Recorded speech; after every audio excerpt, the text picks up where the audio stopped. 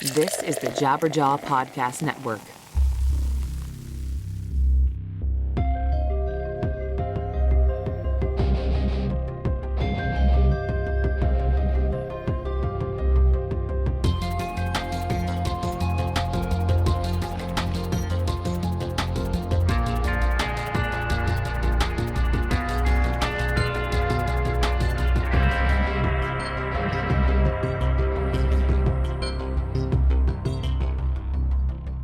Hey there, this is Doc Coyle. This is the X-Men podcast. Thanks for listening. Wow, I feel good, guys. Feeling good. I've had a lot of coffee today. Just had 2 donuts. It's a problem, guys, all right? I'm not going to lie. It's a problem. Your boy likes donuts. I don't know. I don't know what to say. But anyway, I'm super excited about this show. This is episode 10. It's been a month or 2, whatever, how long I've been doing this, couple months. 10th episode, this talk with Mark Heylmun from Suicide Silence. I'm not going to lie. I think it's the best show I've done yet. And Mark ends up kind of interviewing me for the second half of the conversation. And that was really interesting. But yeah, I think you guys are really going to enjoy that. I just want to hit a couple points before we start our interview. I wrote an article actually in response to Milo Yiannopoulos. I think I'm saying that right. That was probably really bad enunciation of that name. But anyway, Mr. Milo was on Bill Maher's show Real Time. And, I was affected and I felt I had to write something. I haven't been writing as much as I would like to lately. And that's, that bothers me because I'm a big thinker, guys. Got a lot of thoughts in there and I have a lot of things I want to talk about, but sometimes just get really busy. So it's good for me to get back in that arena and stretch those legs and, get some of my thoughts down. And I know everyone kind of feels pummeled by politics as of late. It's, we kind of want to hide out, but in a way it's so on the mind and it's difficult to avoid that I am going to end up writing about a lot of that stuff. And for me, I have to go with what's, kind of on, not just on the mind, but I think there's an emotional element to expression. And when something is kind of weighing on you and you need to get things out there, that's where I'm kind of going to go. But, I enjoy writing about a multitude of things, be it film or music or sports, basketball. So, but, and the older I get, I think the more you start to realize everything is kind of political, which is a bit sad, unfortunately. Sometimes you have to turn off those political blinders just to enjoy a lot of things, which is probably healthy. Looking at everything through the lens of politics is just, it's exhausting.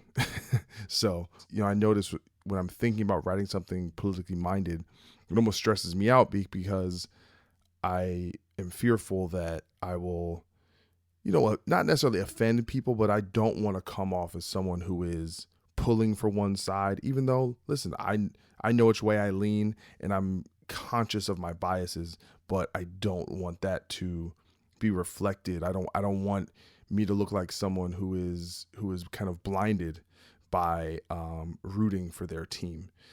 So I hope the writing comes off as balanced as possible. Listen, we're all imperfect. There's I don't know if there's a such thing as a truly objective person or a pure 50-50 independent.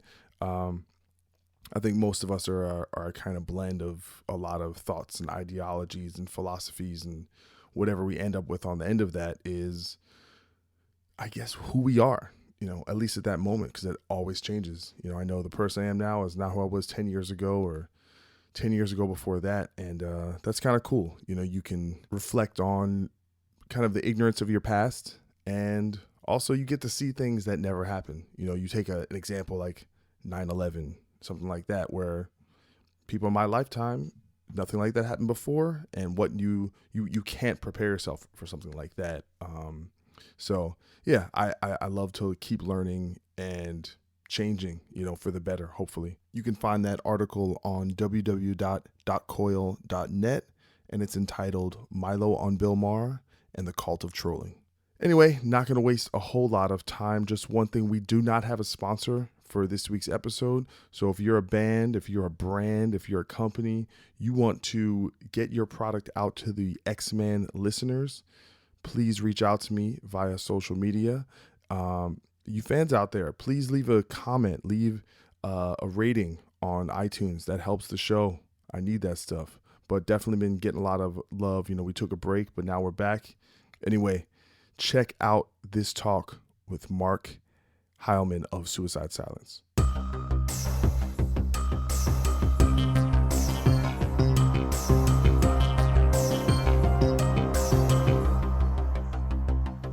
So I'm out here and in North Hollywood. This is North Hollywood. We're at your rehearsal, Mm-hmm. and I got to see you guys. You did a listening party last night up at Affliction. Yep.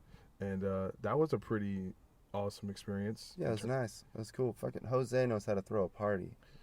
He's like pro at party throwing. He's kind of pro at a lot of things. He is. He's just full of, God, Jose, I give it up to him every time. It's just like, how are you so you all the time? Well, the thing about, I think, and he was that way with God Forbid too, where when he likes a band, he goes above and beyond to display his support. Like, I still get checks from Sirius. From Sirius, yeah, exactly. for God Forbid. Yep. And and he shows the love. And when you say checks, it's not like you're talking about making like a ton of money, but it's like that extra little bit of money that's like, oh, my cell phone bill. My or band's been broken up for 3 years. Exactly, so you're getting anything. Yeah, dude.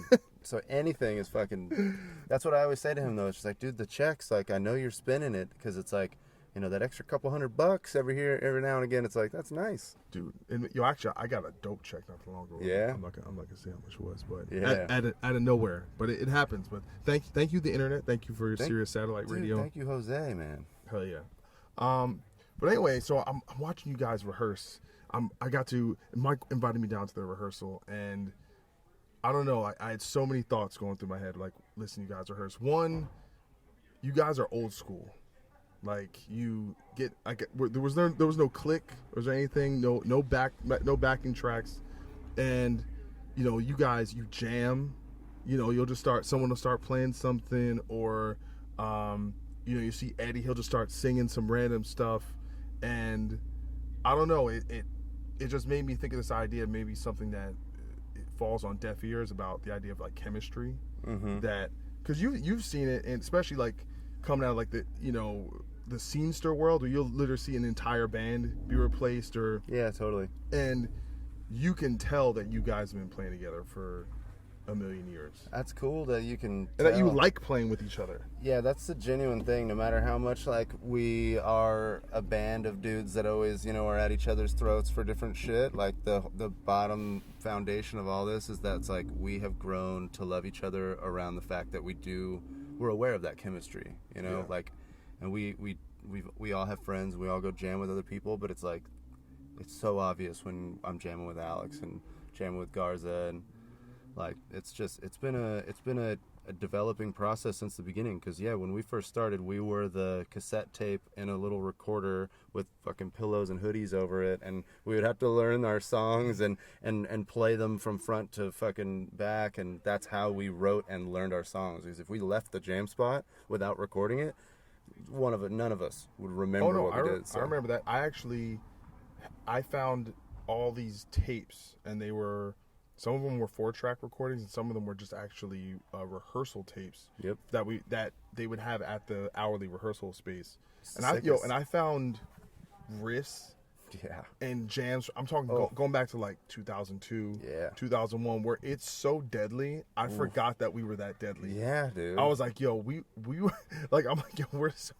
We got soft. Oh, kind of bums you out a little bit, huh? You're like, man, where did that go? Where'd the fierceness go? Well, that's because we were listening to like Defleshed and fucking Oppressor, and trying to write shit like that, and just write shit that was as crazy as possible. That's pretty much where we were at too when we first started, just wanting to be a band. I think all we wanted to do was offend people and be heavier than anyone. Well, I think you did pretty good with that. That shit's goddamn heavy. So one of the things I noticed about you guys rehearsing, and you were primarily playing new songs, right? Yeah, we've just played these 5 new songs that we're gonna go play on this tour right now. Everything else you don't need to rehearse. Honestly, nah. You got it. Yeah. but the interesting thing about getting to see you guys play the songs in a room, because it's a different thing, right? Listening Big to on a time. record, Big time. and even though a producer like Ross Robinson is all about capturing the band feel, the live feel, but seeing you guys in that room and seeing how much you guys are feeling it, and how much every time you play the song, no one's going through the motions. Like there actually seems to be like this emotional connection to, maybe it's from how the songs came about, or what, you know, I don't know. I like I said, I had a lot of things going through my head, Sure. and in a lot of ways, I started thinking. It made me thinking about Metallica, right? Fuck yeah. In that Metallica was the top of the heap as an extreme band for extreme music of their time. Like they were, you know, their Injustice for All might have been like Slipknot, Iowa, Sure. right? In terms of Yeah, totally. what they were doing. And then they kind of made this commercial album, and that's not even to even insinuate that your guys' new album is commercial. But what happened was they mattered so much to people that no matter how many people they pissed off or whatever, people kind of always stuck around. And made me think, I was like, you know what? I think you guys might be kind of bulletproof. We'll see, man. People right now are like, fuck this shit. Well, no, but here's why. Because I could those songs don't come off like they're weak or they're soft or there's not. But the way you guys are feeling it, you know, I feel like it's going to be difficult for people not to at least vibe with that. And I think there's also the thing where your guys' fan base also has a lot of the same influences you guys do. So they're kind of going to see those things and maybe attach a little more. But I'm not saying there's not going to be backlash. We're in the backlash. Yeah, we knew it was coming. We knew that if we were going to do something like this, that we would get the backlash. But that mentality of like, we've never been the band that's like, yo, we're like the most talented, sickest, badass fucking musicians ever, like whatever. We've never been like that. If anything, we're like always self-deprecating and talking about how like we're not. Like, speaking of Metallica, they always said we're not, there's no virtuosos in this band. We're all just, you know, we just know how to play with, especially in this band. We've always been aware of that and influenced by that as well. So like the band mentality, going into a band room and playing together and jamming and doing whatever and playing whatever that comes up, that's what being in a band is about to us. So even back to our old stuff, I think the reason why we gathered so much steam is because it's kind of undeniable that we love doing what we're doing, performing or writing, whatever. So going into this record, we wanted to take as much risks as we possibly could, but at the same time make sure what we're doing isn't risky for the sake of being a formulaic approach to try and do anything. We want to just go full on, let loose and play things that we love, and that's why we can go up and, you know, we could play the whole record. Right now we're just playing 5 songs. Like it's crazy that we could pick up our shit and just play this record, because we knew if we write some shit that we all can like, we all can really get behind, because that's what's always been hard on all our records. It's hard to get everybody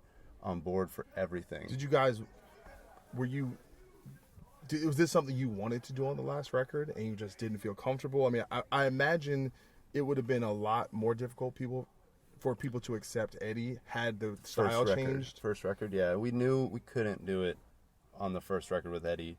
And what people... Did you talk about it, though? Did it come up, or did you, stylistically, did ideas come around? The ideas were always kind of there, and we should have maybe. I don't really like to have a regret or anything, but like that record's sick though. You can't stop me, dude. Really? Yeah, I see. And for me, I liked you guys. Honestly, every record. When you guys first came out, I actually wasn't a big fan of the band. Totally. It was a little raw for my taste. Yeah. So like every record you guys did, I liked the band more and more. Getting a little more. And then every time I saw you guys live, I was like, this is the most deadly fucking live band out there. That's our bread and butter, is just winning over people with a live show. I remember you guys shit on us at fucking Download Fest. Yeah, that was Yo, fun. I'm gonna tell those motherfuckers listen to this. So, God forbid, played Download, and like we played Download 2006, and we like killed it. We're like, you guys were great. We're the man, right? And then 2009 comes around, and I'm looking out, and we were sandwiched between Suicide Silence and Seven Dust.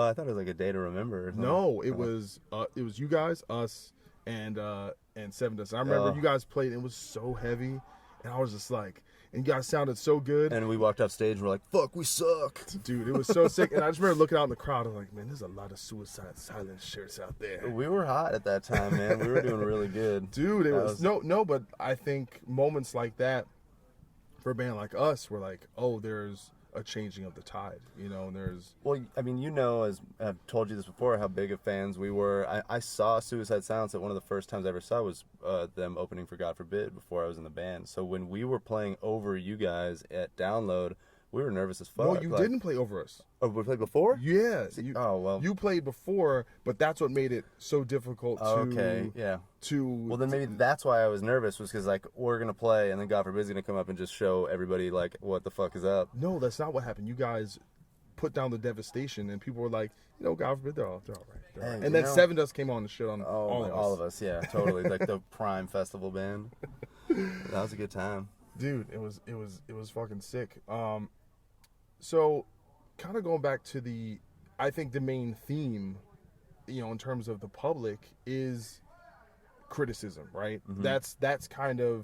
That's something you guys basically going to, in terms of doing interviews, dealing with the press, social media, is basically like your battle, right? So, are you the type of guy, or is the guys in the band, and you guys read the comments, you read the reviews? Obviously, this Jared Dines thing kind of blew up. Is that like we've been talking to Jared about that shit too? Yeah. Like we got contact. Well, Eddie and Dan Kenny and Alex are definitely the type to all go in and read everything and find everything. Do you think that's healthy? No, I don't think it's healthy. But I also don't think that shutting it all out is healthy either, which is, I'm kind of in the middle of it. They'll send, we have obviously our group chat. We're always talking to each other in a group chat. So Dan and Eddie and Alex will send like the prime, like most hateful, ignorant ass comments. Yeah. So we all just kind of laugh at it. That's what I'm saying. I think good disses like that are funny. Yeah. I totally get behind. Yeah. Like there was, when I put out my band Vegas Nerve, put out a song, someone said, it sounds like saliva with widdly guitars. Yes. And I was like, that is an amazing, like just widdly. But just busting out the saliva reference. Oh yes, exactly. I'm like, yo, that's solid. That guy, that's witty banter. This is like Papa Roach and Buck Cherry had a fucking baby. But so does it? I mean, obviously you guys knew when you made the record. You're like, all right, we're putting ourselves out there. Now you're dealing with it at the face. And like, how much is that affecting everybody? I think that it's hard to say that it isn't affecting us, because we tried to put ourselves in a place where we would not expect anything, and anything that happens is the way it's going to happen. We've always said no matter what, we put out a record and people are going to react in every single way possible. They're going to love it, they're going to hate it, they're not going to care about it, they're not going to know about it. Every way possible they're going to do that. That's what's happening. So this one, we just knew there'd probably be more hate right off the bat and people reacting insanely. But the overall thing is, we've always tried to satisfy, and like as far as a creative path, trying to satisfy doesn't exactly open you up to anything that adventurous if you're trying to satisfy all the time. So it's like trying to write shit that people are automatically gonna love. It's like, it's not even fun for a person to go on the internet and go, I love this is amazing. Like, it's much more fun for someone to go, fuck this, I'm gonna say this shit fucking sucks, because it's no one gives a shit to go on there and be like talking about how sick it is and write an endless or a funny comment about how badass it is. Like, well, what do you feel about, for example, like I'm sure you have, because I think here's another thing I was thinking about while you guys were rehearsing. Dude. You're such a thinker, dude. I do. I know. There's a lot going on in there. That every sale, right? Let's say you sell 50,000 records, right? Let's say you sell 50,000 records and some band on the radio sells 50,000 records. Mm-hmm. I feel like your 50,000 matter more, because those people, it's like a hard sell. Like, they're into the band more. They're gonna be around. Like, you guys are the type of band that has super hardcore fans. And then because you have such hardcore fans, the people who are so dedicated, maybe they might have that Metallica thing where they feel a betrayal, and that their quote unquote hate or their dissing of it, it's like an emotional thing for them. You know, you ever think about that at all? All the time, yeah. I mean, have you got any like messages, like people kind of giving you heartfelt like things in terms of being upset? Oh yeah. Well, not in terms of being upset. Like, are they heartfelt? It's more so like a weird slant opinion of like the genre that we should have. Like, I really like the change, but I think you should have gone on like a more of a melodic death metal change. So they're almost like giving you a critique, giving you advice. Yeah, almost. Totally. Which isn't bad. That's almost more constructive. We have I look at it, this is so hippie of me, but it's like, we have so many fans that love us so much. The reason why they can react with such like extreme, resistance and hate and being just straight mean is because they fucking love our shit. They fucking really hold it close to them. That's what I'm saying. That's why I feel like you guys, I'm telling you, I think it's going to be an interesting moment for the band, because to me the main comparison as far as a career arc is the Machine Head one, because it's almost obviously they did it a little bit earlier in their career, but same producer, the associations with the genre change is simple, is more similar, even though they kind of went rap rock, however you want to say it, but also faced the backlash. But the kind of, I think the hugest difference though, Machine Head did it when that style was really popular, and so the Burning Red I think might even be their biggest selling record. Yeah, probably globally. Yeah. And the real backlash kind of came on the second, the Supercharger record. But you guys, it's not like nu metal isn't really, not saying it's not a thing, but it's not like that's a new style or something that's like of the moment. It's not like you guys like, oh, let's blend in with this trend, you know. So I think the context is a little different in that regard. I can feel that. I also think that for us, like when it comes to genres and like when we jam, like pretty much what we know how to do is like shit that is like what we did on this record, and like just dumb ass sludge shit that people call deathcore. It's like deathcore didn't exist before Suicide Silence. Like that is just us doing blast beats, extreme breakdowns, avoiding two-step, and trying to avoiding two-step. Well, I love the two-step because that's a total hardcore scene term. That if you don't, see, we're teaching motherfuckers what's up. But that was all it was. Avoid two-step, slams, and fucking if there's a part that we can all of a sudden stop, pop, and go into a different, like just changing it up. Yeah, like that's what I feel like now is deathcore. But at the same time, when we were doing that deathcore, all we were doing is playing fucking like Deftones and Korn and shit like that. And what do you mean playing it? Like playing it, like jamming? Yeah, jamming those songs. And we have like a bunch of old stuff, old jams where we would jokingly write nu metal songs and jokingly write like songs that were like kind of pop punk or something like that, and those always sucked. Or the hardcore songs, Alex can write a hardcore song like that. But I saw him playing his fucking he was killing that shit. Yeah, he loves that shit. No, I don't know. I guess what I'm getting at is when we're writing, we really don't think in terms of writing in a nu metal way or in a deathcore way. It's just that's what we play. Well, like here's what I'll say, because I think it's important actually, like having, like I have friends in music that I might not even be fan of their bands. Like I'm just like, I just like them as people, and we happen to be musicians. And I think in a lot of ways, those friendships might be even more important because it's not someone who's bullshitting you, right? Or someone who's like riding your dick, or just out kind of like, what I'm saying? Just like if you had a best friend who was like a super fan, it'd almost be kind of weird. You'd be like, this, like those are the hardest friends to have. When they're fans of your band, it's so hard to be friends with them. Yeah, but so I will say, I don't even know if I'm gonna like your record because I've only heard the two songs, and I heard the stuff, like live, like the shit. I'm feeling it. I love the way you guys are feeling it, but I just want to tear out the gate because I don't want to like sit there like, hey man, so you just made the greatest record of all time. Of course. Let me lick your balls. Yeah. But I'm basically, and that's what people ask me, like, yo, what do you think of the new Suicide Silence? I was like, let me wait for the record to come out, and I'll listen to the album. To me, one or two songs does not indicate what it is, because it's a statement. It's a collective statement. But the one thing I think that you guys, and this is why I said I think that why this shit's gonna work really well. Whether, like I said, as far as what happens, the reason what the hell does work really well even mean? What I mean is that no matter what kind of hit you guys take, eventually the band will do all right on the other side of that. But is that everyone's talking about it? Yeah. And like I said, if no one, the worst thing is, like let's say you guys put out some sellout record or whatever, and just no one cared.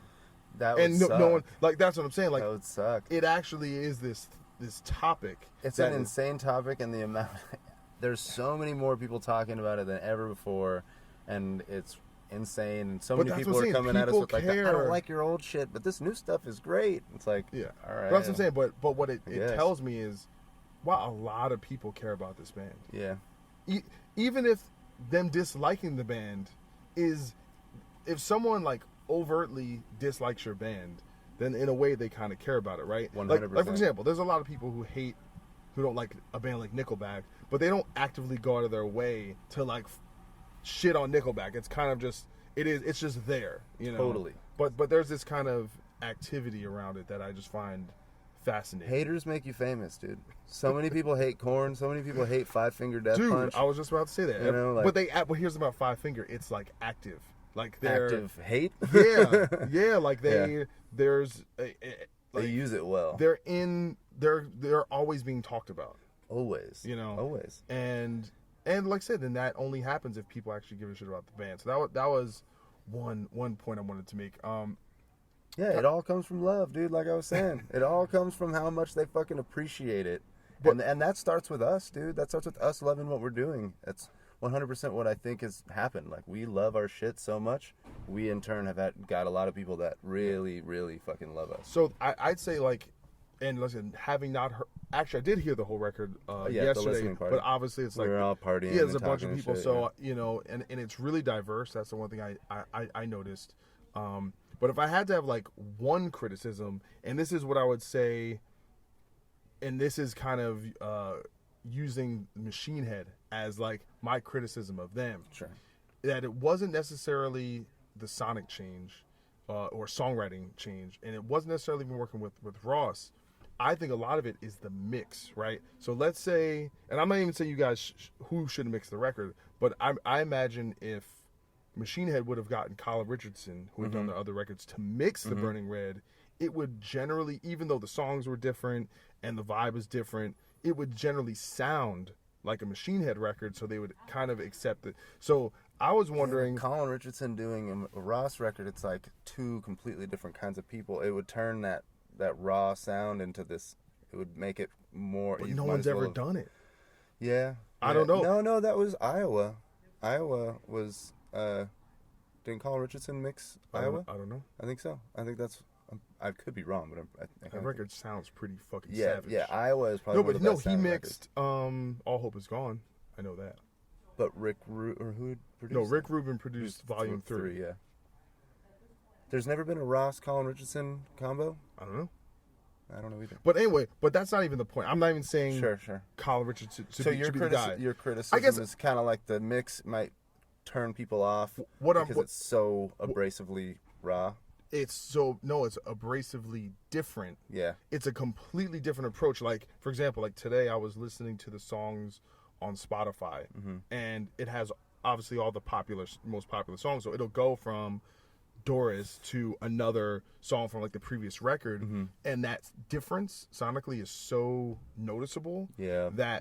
So it's not even really a criticism. It's just more like, if you guys wanted to have the stylistic change, but kind of, you know, it's like have the pill with like put the pill in like a cookie, so that it's a little more easy for people to take. That was that was just my what I was thinking about Machine Head. I'm like, this record, it's a Machine Head record. It just once the style changes and the production changes, it's a lot for people to take.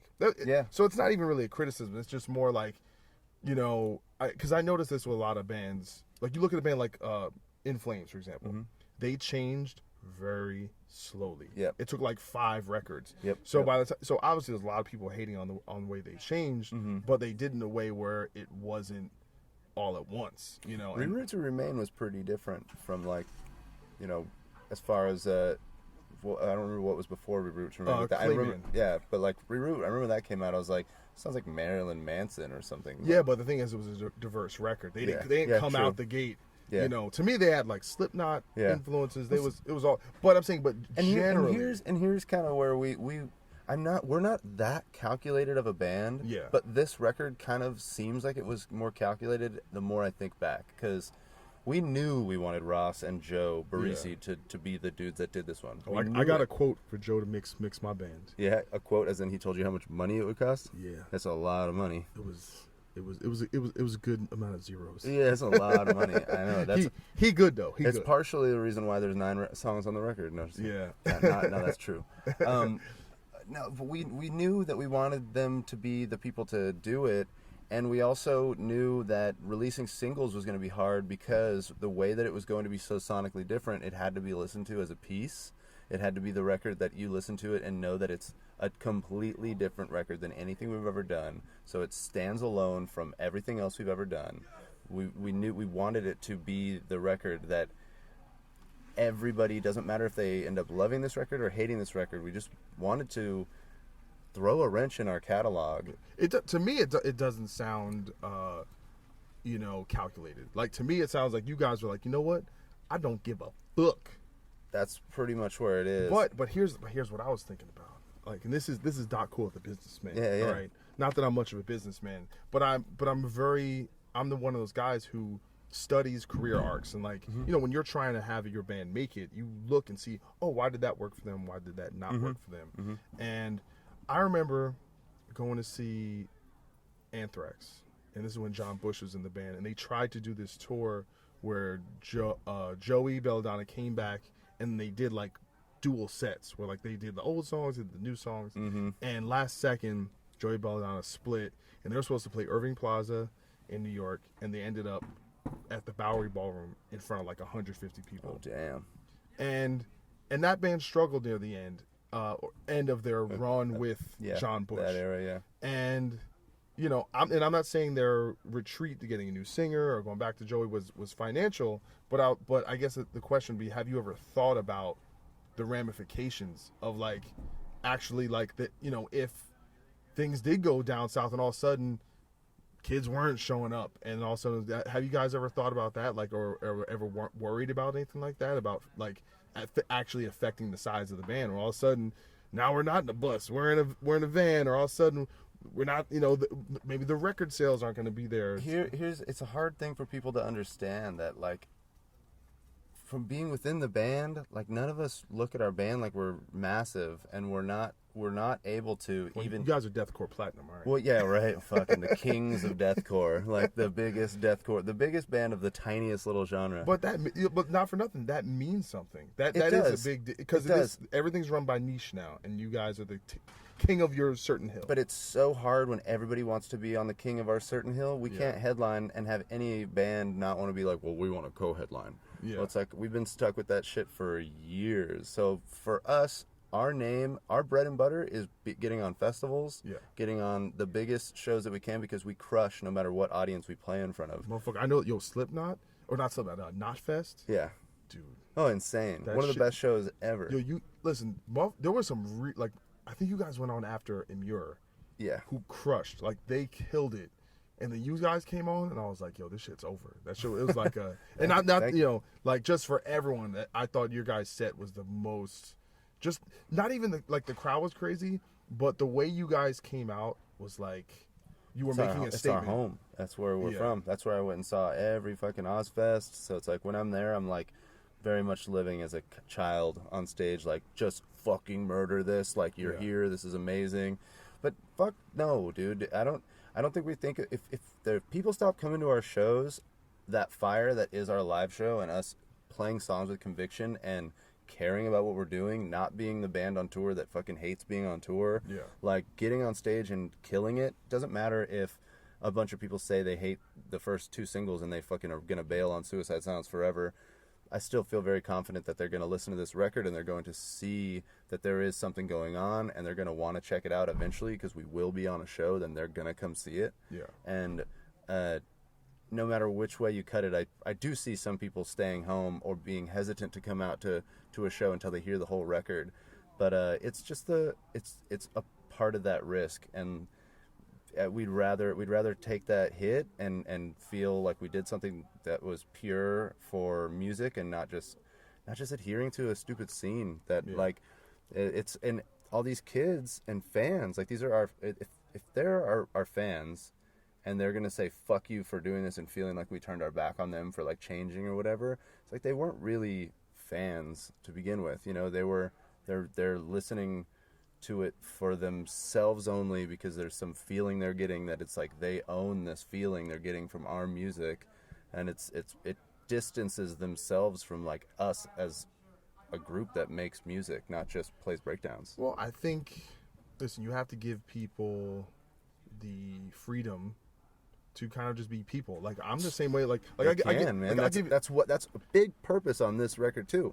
I want everybody to hear this record to feel whatever they feel about it, and not all the music that influenced me to play music was music that I loved. A lot of music I was like, fuck this shit. That's lame. I want to do something more like this. So it's all a purpose. It all is with intention of inspiring. Last night at the listening party, they did the Q&A, and I forget who said it, but someone was saying, I think it might have been I forget who said it, but was saying something that you guys, this album was kind of a response to what was going on now musically.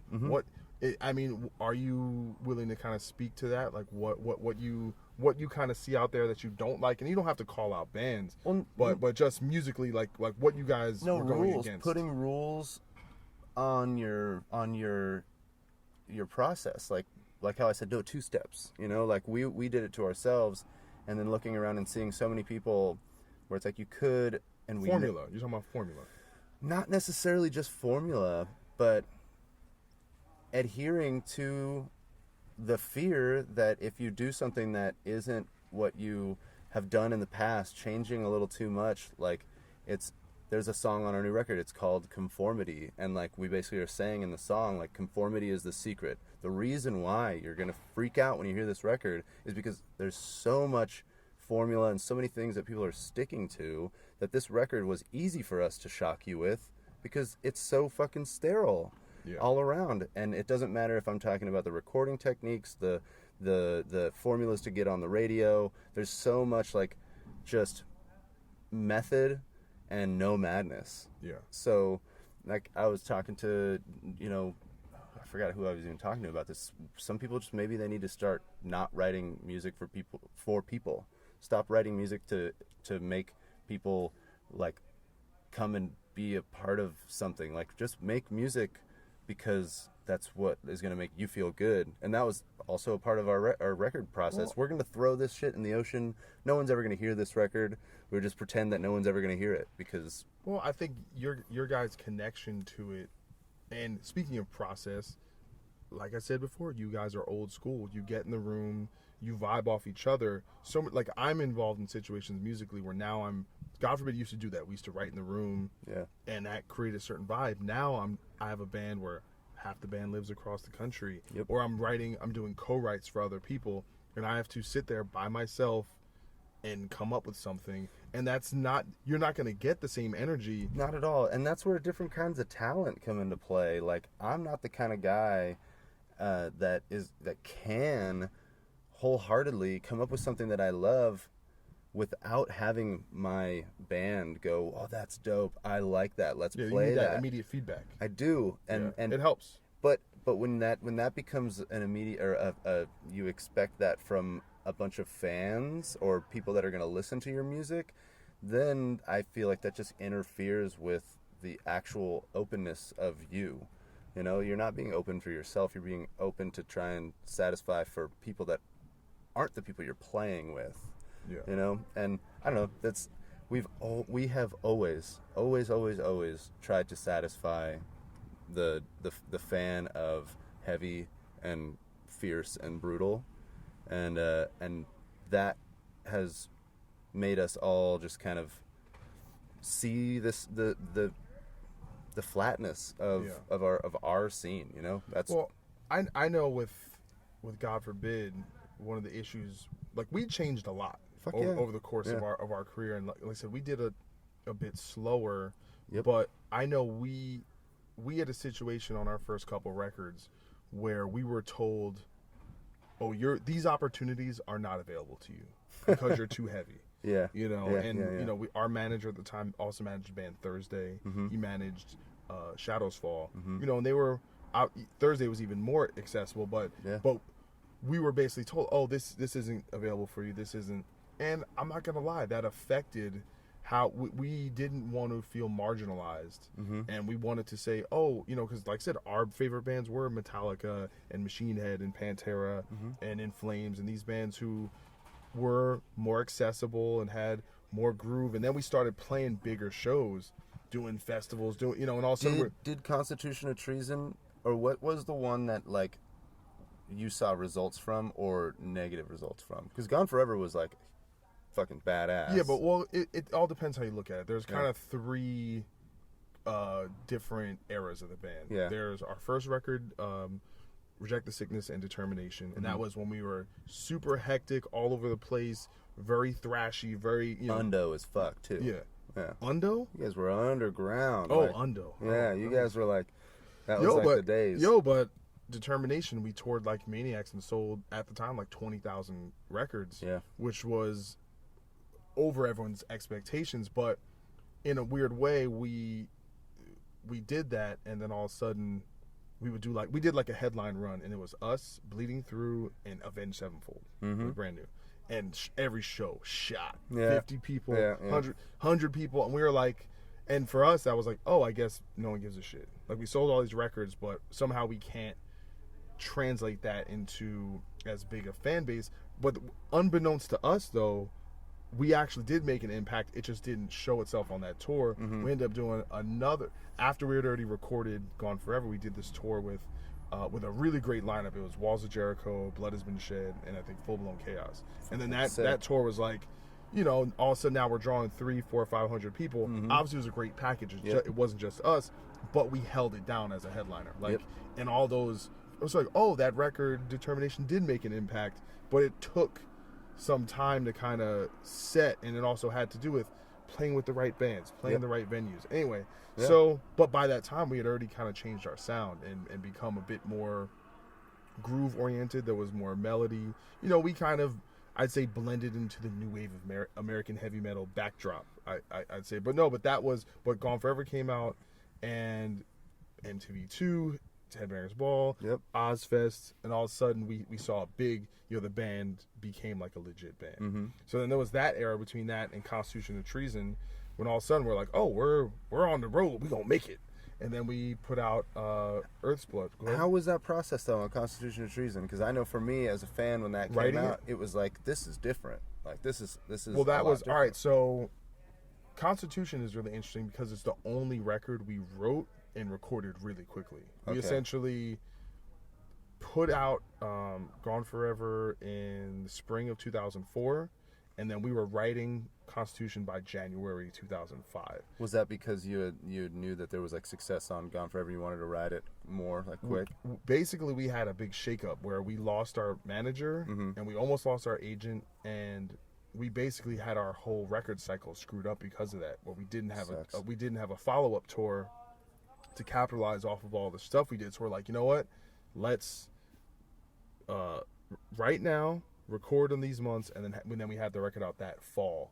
So it ended up working out well, but ultimately things didn't end up working out. But in a way, we wrote the record when our confidence was at all-time high. Totally. That comes off too. And we had just been touring with Machine Head, we've been touring with Slipknot, and we were playing these big venues, and we were like, we want to write songs that fit that.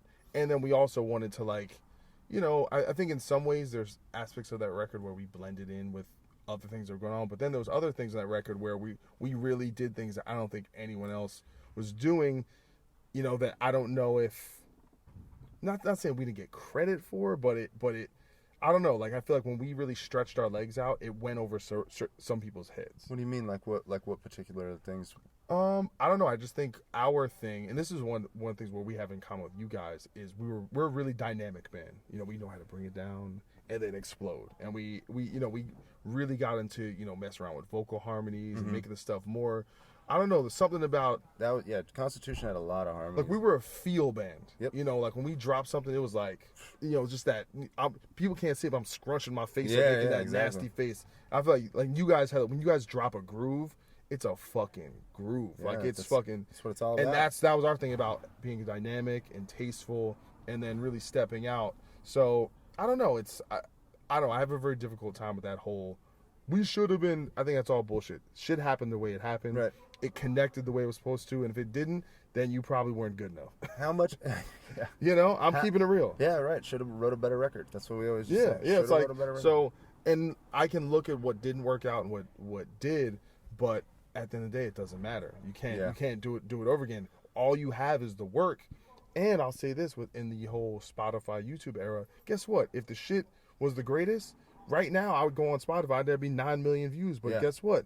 There's 100,000 or whatever. And Right. and you go look at a band like Throwdown, Bury Your Dead. You look at them since they broke up, they have a shitload of listens. Really? So yeah, More than God forbid. oh yeah, bands. So, and I don't know why that is. It's just it is. It's the truth. You can't Okay. lie. You cannot. I'm gonna pull the race card here. Oh shit! Because we've always been a band with Mexicans in our band, and we always would have the joke about like you guys all packed up, ready to go back.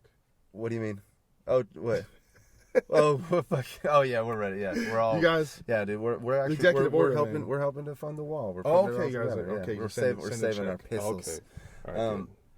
No, just being where we were, as we would always have our jokes about needing to have a Mexican in our band because we were playing like heavy fucking death metal shit. Yeah. And all the sickest death metal bands have at least one Mexican in the band. Okay. That was our joke. But we would always talk about you guys and be like, why isn't God forbid bigger? Like, what? I wonder why. And we always would bring it up. Like, do you think that the metal community like doesn't respond to God forbid as well? Because when they go see him, it's a bunch of black dudes. Like, did you guys ever really think about that or feel that? I had a theory about that, and it came from. This was like 2001. We did this tour called the Metallennium Tour. And it was supposed to be all these bands, and then 9/11 happened, and it was like Napalm Death and Witchery and all the Dimmu Borgir and all the international bands had to drop off the tour. So it ended up being 6 Feet Under, Candiria, Lamb of God, us, and Darkest Hour. Fucking sick tour. Yeah, way sick. Wonder how that would do nowadays. I mean, Fucking dope. it'd still be good. Way sick. Lamb be pulling Yeah, heads. way bigger now. But anyway, that was when Lamb was probably only barely slightly bigger than God forbid, like a hint.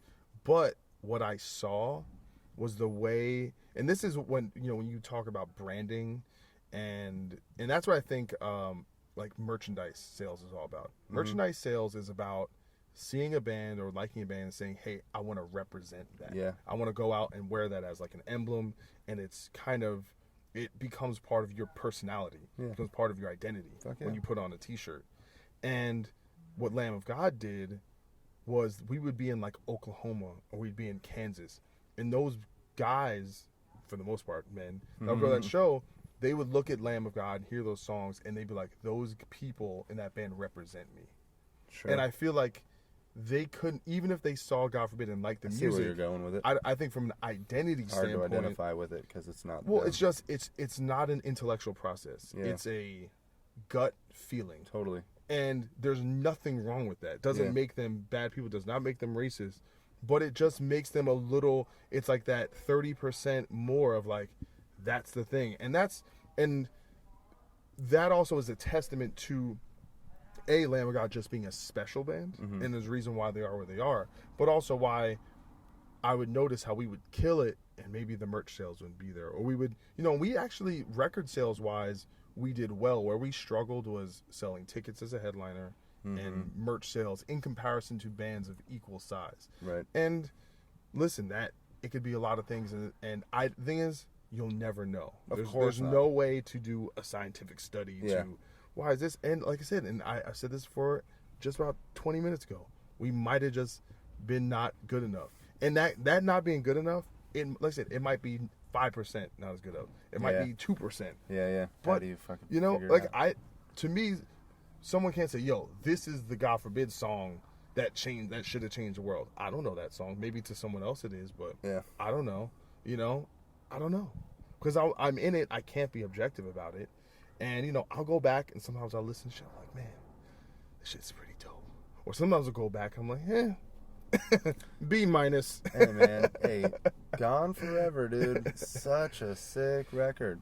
Well, I think that's the one that we hear about the most, like where people reach out and that it, hit a certain stride for sure. But then Determination At the too. time though, like we were growing up around Atreyu and Avenged Sevenfold and Bleeding Through and all the bands and Lamb of God, and I don't know. I guess just for me and a lot of for Suicide Silence, like I don't think any of us really saw Avenged Sevenfold becoming as big as they are, or Lamb of God taking off the way they did. No one. I think things like that are just they happen. I don't know. It's just crazy that you guys were in that fucking in all of that, and this. I don't know. You guys just what? I don't know. I don't understand what happened. I really don't understand what happened. I feel like we've had this conversation over and over again. Well, I've had this conversation with a lot of people. Yeah. Where a lot of people are like, "Yo, man, what is it? Why?" Like, but does that bum you out?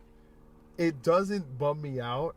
But it's just funny. It's so peculiar that if I had that thought, then it would bum me out. Sure. Like if I sat around like, why didn't it work out? Because here's the thing, I know all the internal things that happen. I know the personality issues. I know when such and such person made this mistake. I know when we had an issue with our, the industry side, maybe a manager, maybe booking agent, things where you missed one opportunity and you said, hey, this could have zigged when it could have zagged. It deflates you. And you look at things like my brother leaving the band, and everything that led up to that, and it just, that's the way it played out. Listen, and you can do the same thing for an actor. Why did this one actor, how come he didn't end up becoming Brad Pitt? How come this sports, guy, how come he should have made the All-Star team 10 times and only made it 4?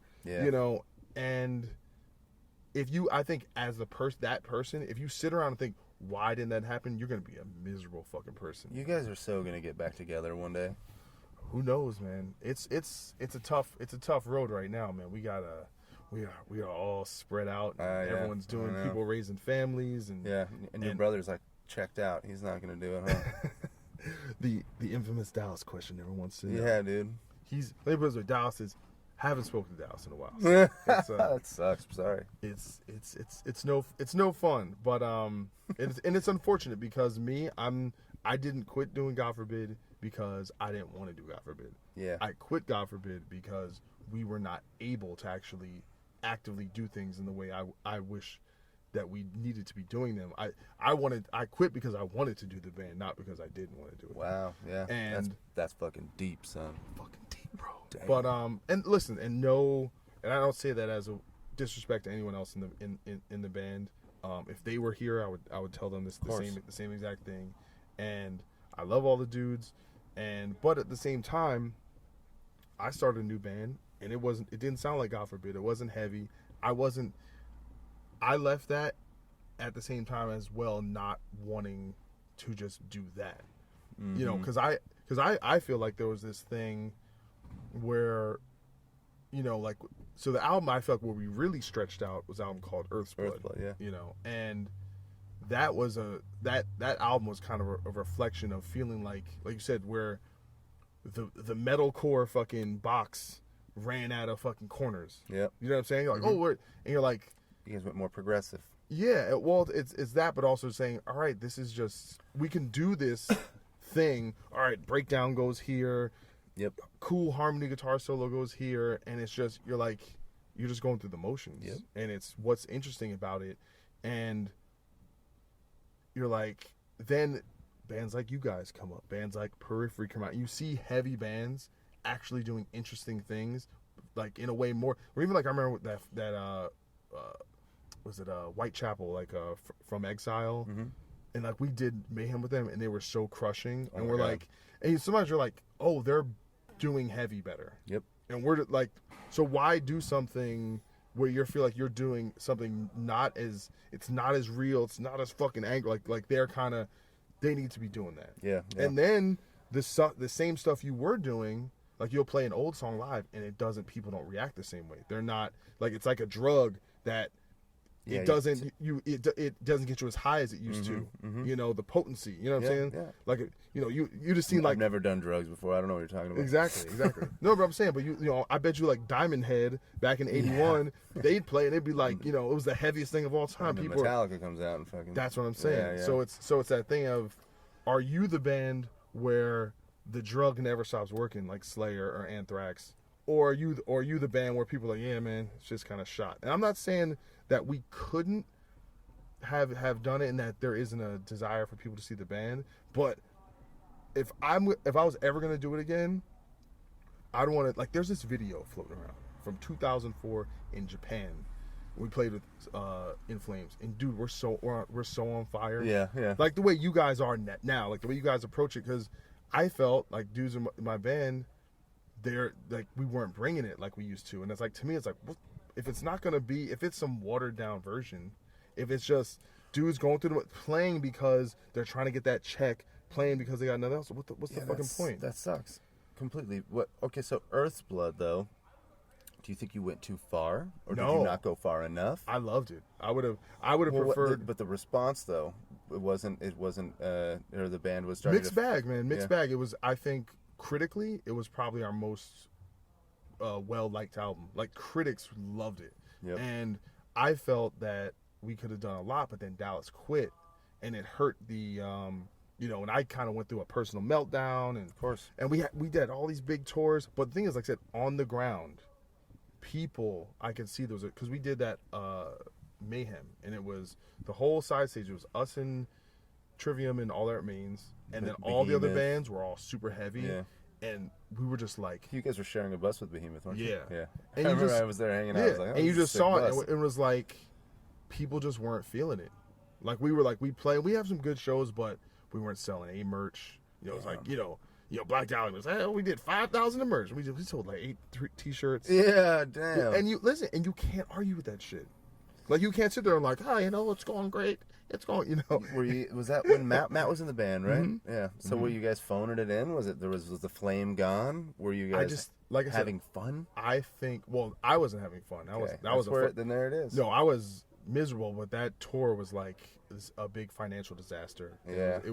It kind of broke me a little bit. Yeah. It broke me a little bit. Because basically our manager quit, and then we ended up being way over budget. And so we had to like cut all these corners. So like no one made money. Shitty. I was like setting up merch at like 11 in the morning in 100-degree weather. Whack. And then we ran out of merch, and then we couldn't get collateral to order new merch. So we're out there. It was brutal. And I know that Behemoth was just laughing at you guys for the whole laughing. thing. Yeah, just totally making fun. They were actually. I know they were for a fact. Yeah. Well, not for a fact. I know them well enough that if they were in that situation, they would be making fun of you guys hard. Well, I'm sure they, you know, I'm sure they had the decency to make fun of us behind our back and enjoy our failures, but they gave us the hardest time. They made us work for them when we shared a bus with them, and like we borrowed gear from them, and they would give us the hardest time. But then once the day was over, we would all just sit around and drink and have a blast. But I thought that they were like the biggest dicks at first, and then I was like, well, actually no, they're fucking pretty badass. It's just, you listen, when I see someone, when you get to be around someone like Nurgle every day, powerful dude, and to me it's like same thing being around Rob Flynn. Powerful dude. These people, that their will of determination and their professionalism, and the fact that every minute of their day revolves around the idea that they have as far as they're concerned, the most important job in the world, and every single person that disrupts that is an enemy, and they are trying to win. Yeah. And then listen, we try and pretend like, oh, we're all friends, we're on tour. No.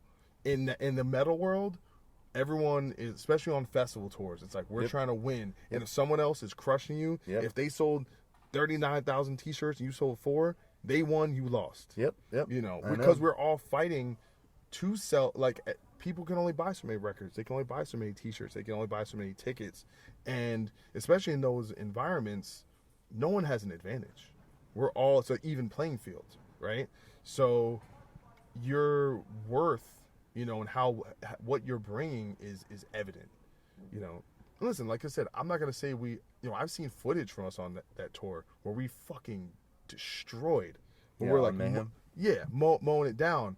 So it's difficult to tell what's in my head, what is the reality on the ground, but it's almost not even worth it, because I don't what I don't do is sit around and relitigate the past. Hell no. You know, because it's not worth it, and I was already there. I've already taken away from it what is useful to me, and I just push and I use that to say, hey, guess what? Sometimes you get a certain chance, or you know, it's like, I don't surf, but I know either you catch the wave, or sometimes you miss the wave. Yep. You know, and if you don't catch it just right, that's all right. And guess what? You go and you fight another day. And I've gotten to do so many amazing things since then, and that it's not about. And guess what? Since I did it for so long, I don't have to do it anymore. I used to have, when I was 25 years old, I needed to go on tour. Yeah. I don't have to do it. I went on tour earlier this year with this band Mates Hall. We opened for Queensryche. Had a blast. I went home and I was like, I don't need to do that. You know, it's fun. Yeah. I'm good at it. Yeah. It's home. Mm-hmm. You know, I know what I'm saying. I know where the dressing room is. I know where catering is. Yeah. I know what you mean. It's easier to be in that groove than be in the home groove. What's the home groove?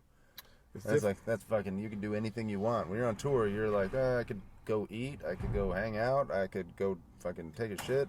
Well, there's also that, like I said, the sense of purpose. So I know what I'm doing, well, and that's where the most important job in the world comes into play. And I totally agree with you on that. With like the fucking prolific dudes that, you know, they appreciate their job, and that's like why I am in a band, is because I look at it's like making music is like the greatest, best, most important job in the world. Everybody needs music. Yeah. Like when someone's fucking pissed off at the fucking world, they're listening to music still. But keep in mind, one, I'd say it's amazing for me to hear you say that, because we both know how many people go out there because their band has X amount of success and that's their only way to make a living. Yeah. They don't have it, and they go out and they're miserable. And I hate that shit. It sucks. It's the worst thing to be around. Yeah, and you know, and luckily, I mean, I've had moments like that, but it wasn't because I hated touring or that. It was more personal shit happening. Well, it was just like, why are you doing this? Like what is, you know, this is, you know, because my whole thing is do things that make sense, you know. Yep. And we were in certain situations where it was literally like, at the end of the tour, I was homeless. Yeah. And you're like, I probably should figure some things out before, you know, if it's disrupting your personal life, you know. So it's not about. So I've definitely had moments, but generally I've always loved touring and being out there. But the other point I wanted to make is that you're also in one of the bands that people need to hear. Trust me, there's more music created and released now than any time in history. Mm-hmm. And guess what? We don't need to hear most of it. Yeah, I know. And I don't know, just appreciating the fact that you're in one of the positions where you put something out and tens of thousands of people care about it and want to listen to it. And it, like I said, those songs you guys just made, for all those people talking shit, there are some people who have never heard you guys. That's the first thing they're going to hear, and it's going to change their life. Yeah. You know, and that's going to, because I can tell just the level of emotion where Eddie's going. By the way, Eddie is so dope. Like, he's the most honest dude. Like, he's the kind of guy that brings whatever the fuck is going on in his world, he brings it into the room with him. Well, you can just the way, so, all right.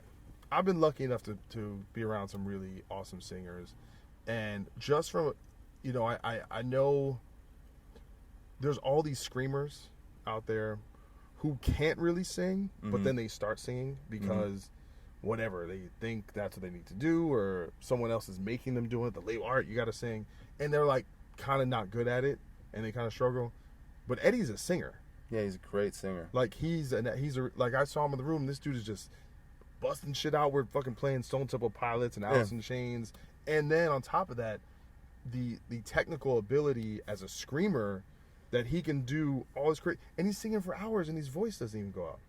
His voice was kind of going out today, though. I was noticing because we've been practicing these songs so much. But dude, no, he screams from the skill of knowing how to actually sing. Because I don't know if you guys talked about this. He played trombone, so he learned to use he learned to use his whatever just to sing from the right spots and use the air correctly because of playing brass instruments. So like, he knows what the fuck he's doing, for sure. And I think the bus is gonna leave me right now. I don't know if they even know. Are you guys ready to go?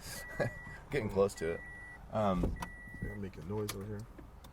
But no, yeah, Eddie is the fucking he's always been able to sing. The first time we played with him, because we didn't try him out or anything like that, we just asked him to be in the band, and he was like, give me some time, but eventually he said yes.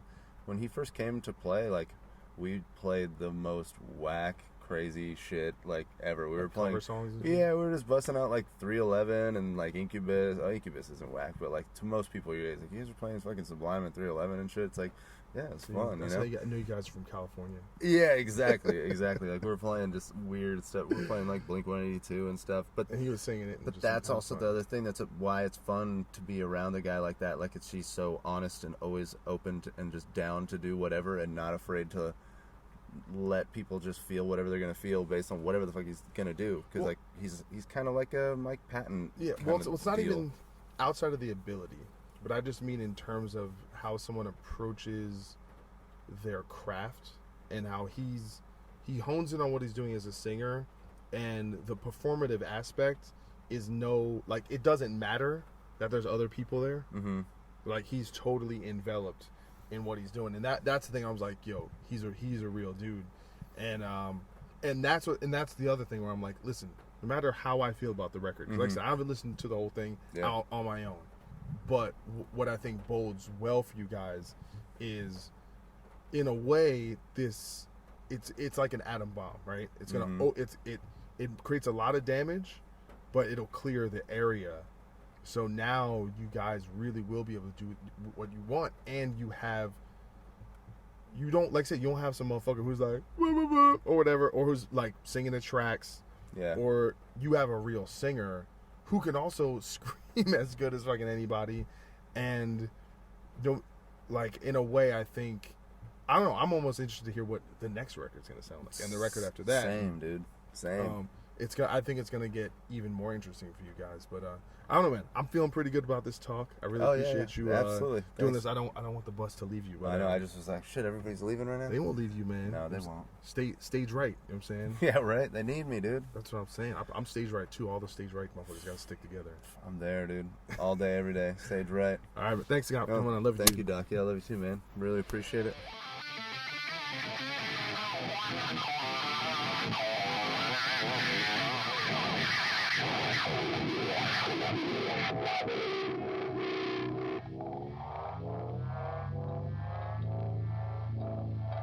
Dude, I'm done. Oh, fuck yeah!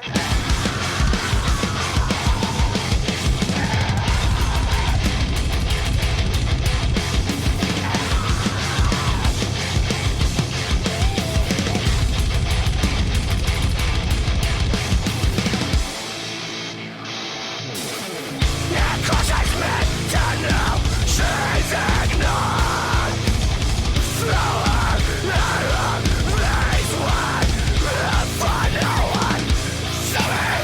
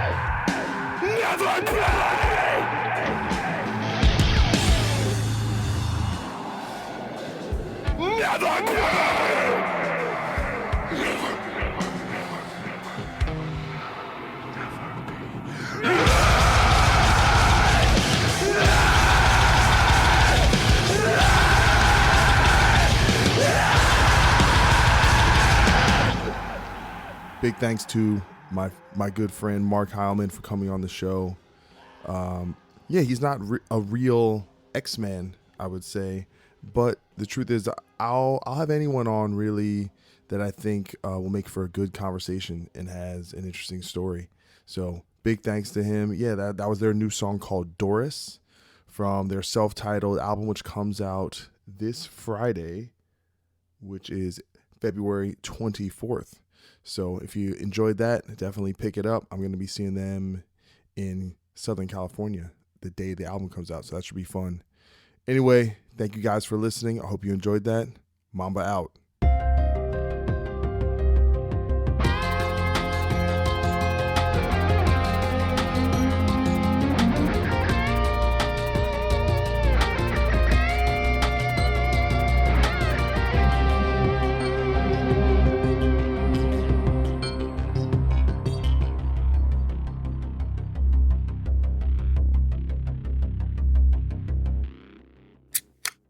This is the Jabberjaw Podcast Network. Visit jabberjawmedia.com for more shows like this one.